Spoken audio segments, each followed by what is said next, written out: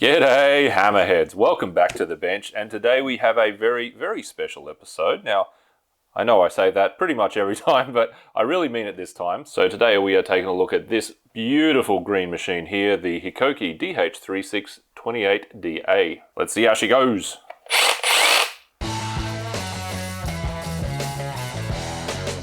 Now that wasn't just hyperbole, this is actually a very special episode because this is the first tool I've ever tested that I haven't actually bought with my own money. That's right, this one was actually loaned to me by a local legend, Chippy named Hamish, so thanks so much for loaning me this beautiful tool, mate. You have saved me hundreds of dollars, and if you're in the SEQ region and you feel like loaning me something as well, drop us a line, mate. Drop us a line, we'll see what we can do. Or even better, if you've got a bunch of tile that needs stripping or say a bunch of concrete that needs perforating, let us know. So about the drill, this is Hikoki in this market, so we're in Australia's Asia Pacific. In North America, it's called MetaboHPT. It is the same stuff. I believe it even has the same model number if you're talking MetaboHPT. And so this is like the lighter green Japanese-based Metabo, not the dark green sort of German Metabo. And this beautiful drop motor tool here is the new version of this old guy, the Hitachi. So we've seen this once or twice before on the channel.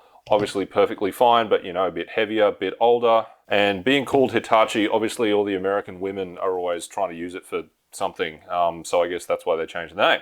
And there will be a few other hammers dropping in and out as we need them. But just compared to the old one, well, basically the main difference is this one doesn't have any vibration control. And it also doesn't have any special electronic features. This one, well, it's got this little panel down here. It's Hikoki Tachi's first attempt at a little electronic interface, but in the new version, oh boy, what have they done here? So something that's unique to this actual tool here, not even the other Hikoki hammers, the newer ones, is the lead level. So see this little 90-degree thing here, turn that on, and we've got a bunch of blinking LEDs up here.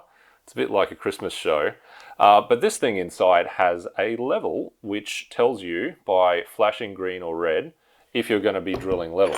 Now, this is probably pretty handy if you're new to tools or if you're in maybe a weird, tricky situation, you can't, line it up like you normally would. But it flashes green when it is horizontal or vertical. And sorry, it doesn't flash green, it's steady green. And so that's within 5 degrees. So here we are within 5 degrees of horizontal. And if we go a bit off that, it'll be flashing. So between 5 and 10 degrees, it's flashing, and then it's red if you're more than 10 degrees off. So this is a pretty cool feature. Obviously, it's based on gravity, so it can only it'll tell you if you're level, say if I'm drilling the wall in front of me here, but it will not tell me if I'm square in that plane. Right, so let's see this thing in action. First up, just gonna tilt to check the tolerances. So it'll go, not too far.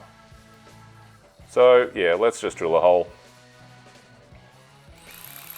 Okay, so you can see that the lights actually turn off when you start drilling. And let's just test the limit. So this is leaning out one way.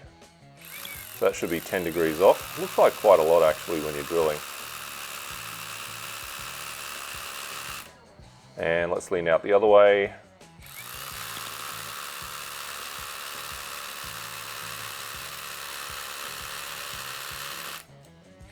Alright, so if we just check with the drill bit itself, so you imagine you're sticking a bolt in this hole, there is a bit of slop, but not too bad. If you're sticking a bolt in holes that are that angled, I'm sure they'd handle them no worries.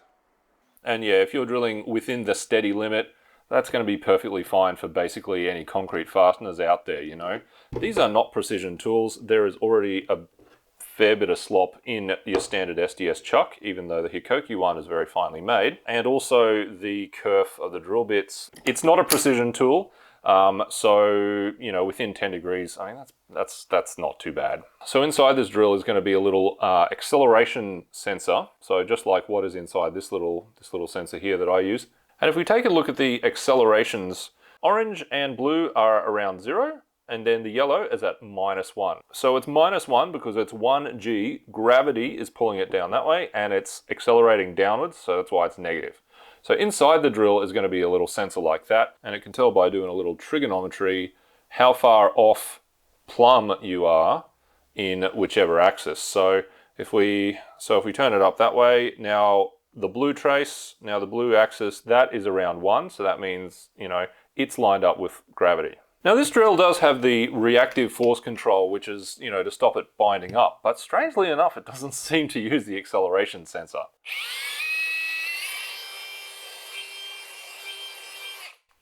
Like some other drills do, so it must be running on a current monitor rather than an actual position monitor. So a bit weird, bit of a weird decision, but you know, for whatever reason, Hikoki has gone and done that. Another cool feature is this auto stop. So if we hold this down, we get the little blue flashing light there. Now it's waiting for us to pull the trigger. So now that's recorded how long the trigger was down for, and next time we pull the trigger,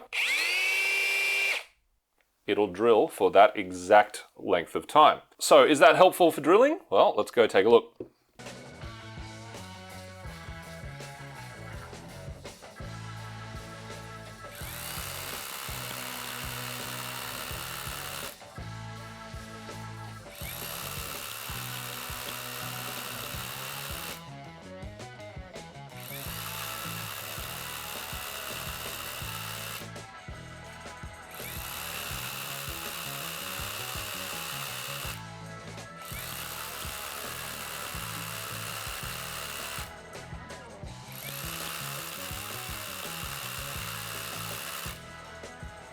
Okay, so that's the hole that I set it to, and a little bit shallower, a little bit shallower, a little bit shallower, that seems the same, and a little bit shallower. So yeah, it looks like it is a bit variable. Maybe give it an extra 5mm or something if you've got to be really tight. Otherwise, yeah, you know, depending on how hard you press, depending on the variations in the material, it's pretty good.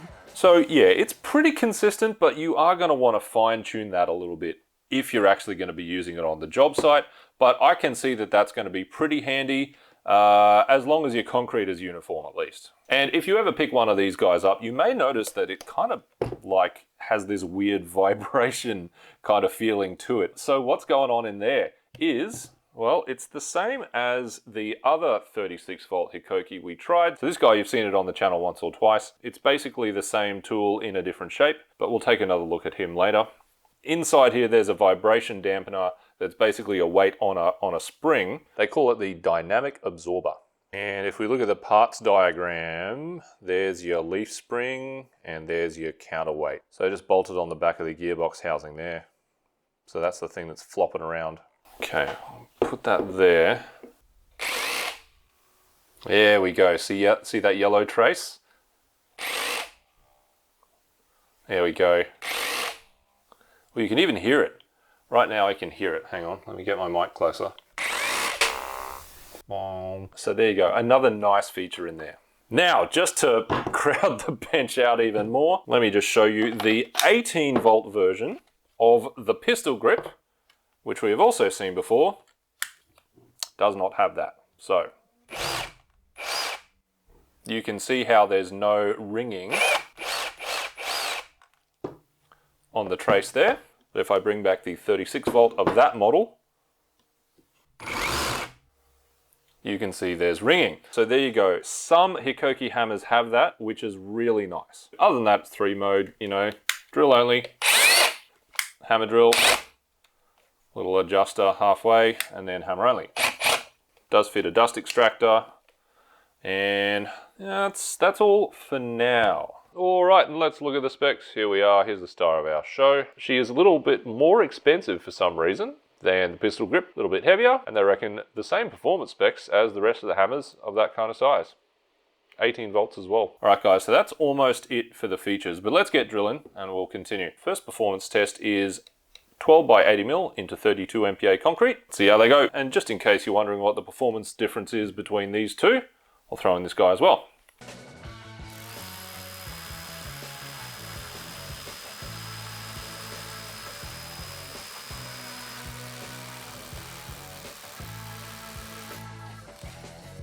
All right, and the 12 mil speed drill, how did she go? Here's a 28DA here.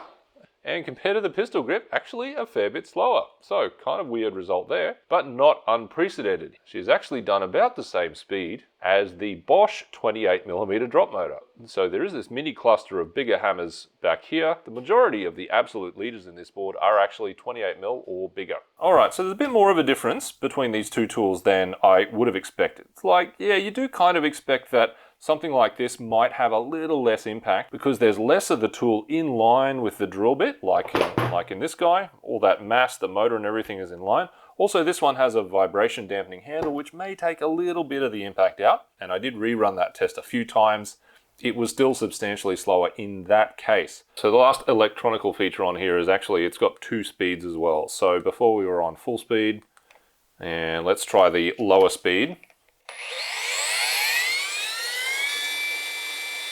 There you go, it winds up quite slowly and doesn't end up revving as fast. So in fact, let's get the old tacho out, and we got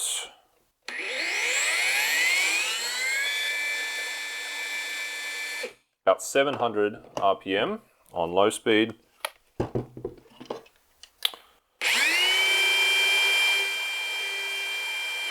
About 950 on high speed. So let's try that last test again, but with the 2 different speeds.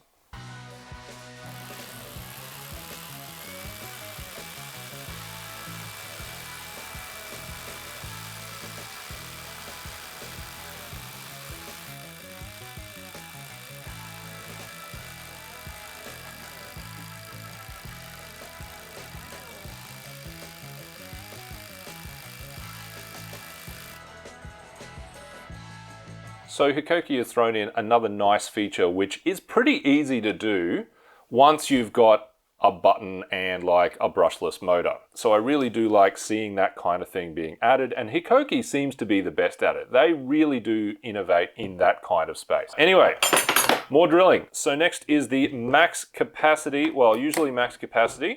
These drill bits only go up to 26mm or about 1 inch.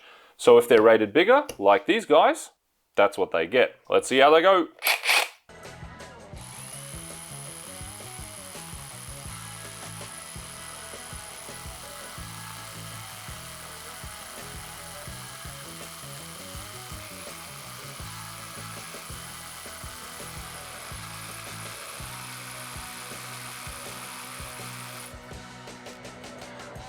All right, that 26mm speed drill. Let's see, where did they end up? Well, towards the back and much closer grouping this time. So still, the pistol grip is faster than the drop motor, and these guys have done this faster than all of these 26mm drills.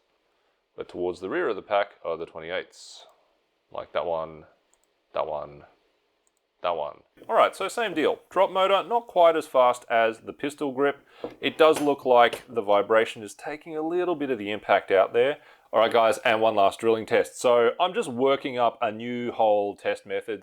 All that concrete I've been using for the last almost 2 years, it's running out, so I'm gonna get some more, and I wanna do some different sort of testing. So this test is just for these 2 guys so far. What is that, 16 mils or about 5/8. Drilling in 150 mil, or about 6 inches. Let's see how they go.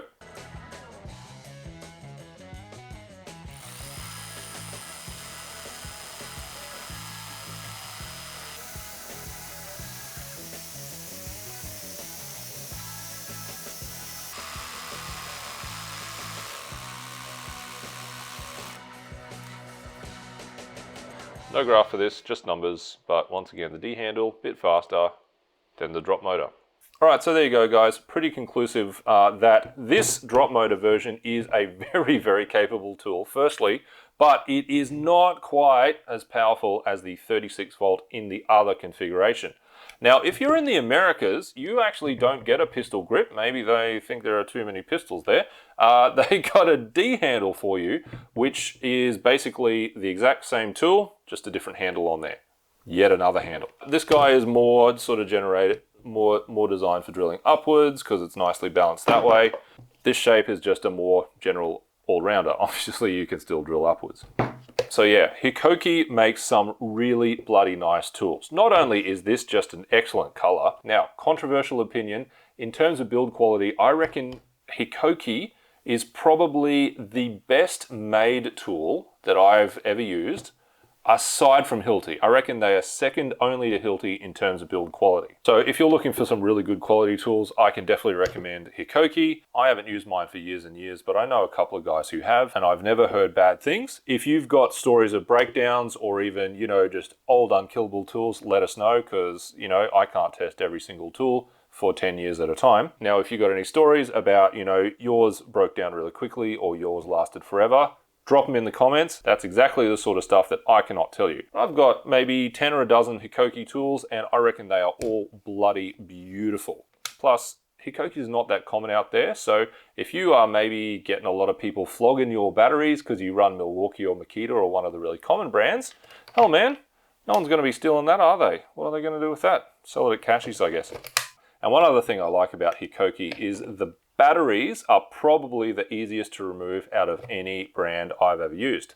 So if you've got mobility issues in your hands, maybe head to a hardware store and see if you can give it a try. Because when these are new, at least, you know, once they get a bit old and scratched up, not so easy, but when they're new, whew, try doing that with, you know, most other brands. Anyway, hammerheads, I reckon that'll do us. So from the Christmas tree and the Goblin King, and all my other Hikokis. I got a bunch. I'll do a video on all the Hikokis soon. Thanks for watching, and I will scratch yous later. Thanks again to Hamish for loaning me this thing. Bloody beautiful drill, mate. I'm gonna be ashamed to give it back.